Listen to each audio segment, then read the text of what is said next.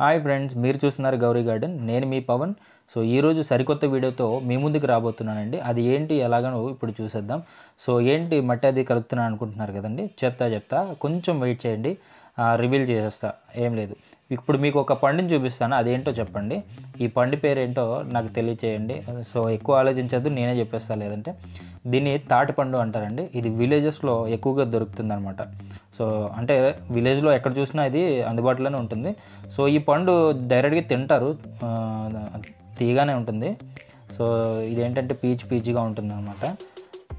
మనం ఇప్పుడు ఈ పండుతో మనం ఏం చేయబోతున్నాం అంటే తేగలు అంటారండి. చాలామందికి ఇది ఐడియా ఉందో లేదో నాకు తెలియదు, బట్ మా సైడ్ వచ్చి తేగలు అంటారు.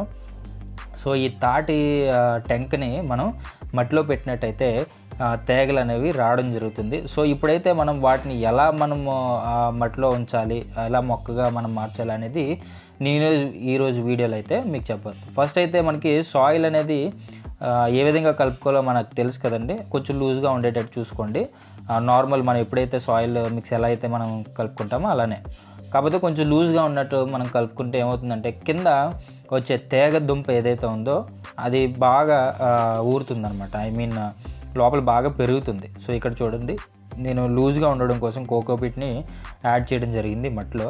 దీనివల్ల ఏమవుతుందంటే మట్టికి లూజ్ అనేది ఏర్పడుతుంది. సో కోకోపీట్ అందుబాటులో లేని వాళ్ళు ఓకు వాడుకోవచ్చు, రంపం పొట్టు వాడుకోవచ్చు అండి. అలాగే వేరు శనగ పొట్టును కూడా మనం వాడుకోవచ్చు. ఇలా మనం సాయిల్ కలుపుకున్న దాన్ని మనం బ్యాగ్లో వేసుకున్నాం కదా. ఇలా బ్యాగ్లో ఫుల్గా నింపుకున్న తర్వాత కొంచెం స్పేస్ ఉంచుకోండి ఫుల్గా నింపిన తర్వాత. ఎందుకంటే దుంప అనేది కింద కూరాలి కాబట్టి నేను అంతవరకు మట్టి వేసుకున్నాను. సో ఇక్కడ వీడియోలో చూపించినట్టు దీన్ని ఇలా అంటే పండు విప్పుకున్నాం కదా, దాన్ని ఇలాగా బోర్లించేయడమే. ఎందుకంటే దుంప అనేది అంటే తేగ దుంప అనేది కిందకి వెళ్తుంది, మట్టిలోకి వెళ్తుంది, మొక్క అనేది పైకి వస్తుంది అనమాట. సో మొక్క వల్ల మనకి యూజ్ లేదు, కింద దుంప మనకి ఉపయోగపడుతుంది.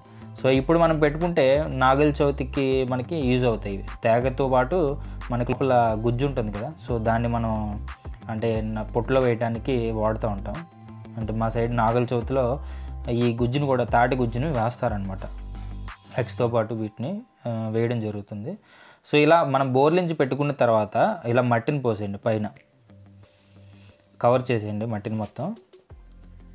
ఇలా కవర్ చేసిన తర్వాత వాటర్ పోసుకొని మనం వాటర్ డైలీ ఇవ్వద్దు, జస్ట్ మనం ఒక 3 డేస్కి ఒకసారి అలా వేస్తే సరిపోతుంది. అది కూడా లైట్గా ఇవ్వండి. ఎందుకంటే లోపల ఇప్పుడు దుంప ఏదైనా సరే మనం వాటర్ ఎక్కువ ఇచ్చామండి లోపల కుళ్ళిపోతుంది అన్నమాట దుంప. అందువల్ల వాటర్. సో ఇలా మట్టి పోసుకొని జాగ్రత్తగా దీన్ని పక్కన పెట్టేసుకుందాం. సో ఈ వీడియోలో చూపించినట్టుగా చేయండి. జనరల్లీ ఇది ఎందుకు నేను చెప్తున్నానంటే నెక్స్ట్ మనకి చాలామంది మొక్కలు పెంచడమే మన హాబీ కాబట్టి ఏ మొక్కని వదలకూడదు, అన్నీ పెంచాలి అనే ఉద్దేశంతో ఈ వీడియో చేయడం జరుగుతుందన్నమాట. సో నెక్స్ట్ దీన్ని పక్కన పెట్టేసుకున్నాం కదా. నెక్స్ట్ ఇంకా కొంచెం మట్టి మిగిలిపోయింది, అలాగే కొన్ని ఈ టెంకలు కూడా ఉండిపోయినాయి. సో అందుకోసం ఇంకొక బ్యాగ్ని తీసుకొని అది కూడా పెట్టాలి. సో మనకు గ్రో బ్యాగ్ అనే కాదండి, గ్రో బ్యాగ్స్ లేని వాళ్ళు ఇలా బియ్యం సంచులు ఉంటాయి చూసారా, బియ్యం గోన్లు మనం రైస్ బ్యాగ్స్ తెచ్చుకుంటాం కదా. సో వాటితో ఇలా గ్రో బ్యాగ్స్గా మనం తయారు చేసుకొని వేసుకోవచ్చు. అంటే మనకు అందుబాటులో చెయ్యాలి అనే ఉద్దేశం ఉన్నప్పుడు అందుబాటులో ఉన్న వాటితో చేయటమే, అంతేగాని గ్రో బ్యాగ్ లేదు అని మనం వెనక్కి తగ్గకూడదు. సో ఏది ఉంటే అది మనకి అందుబాటులో, ఒక డబ్బా ఉంటే డబ్బా, లేదంటే ఇలా గోను సంచులు ఉంటాయి కదా వాటితో కూడా మనం చేసుకోవచ్చు. మీకు ఇంకొక విషయం ఏంటంటే ఇలా రైస్ బ్యాగ్స్తో గ్రో బ్యాగ్స్ ఎలా కుట్టాలనేది కూడా నెక్స్ట్ వీడియోలో నేను చూపిస్తానండి. సో ఇవి కూడా మనకి ఇలా తిరిగేసి బోర్లించి పెట్టేసుకోవడమే. ఇది మనకి పోయినా పెద్దగా బాధ అనిపించదండి, ఎందుకంటే ఇది మనకి ఎలాగా ఫ్రీ ఆఫ్ కాస్ట్ కాబట్టి.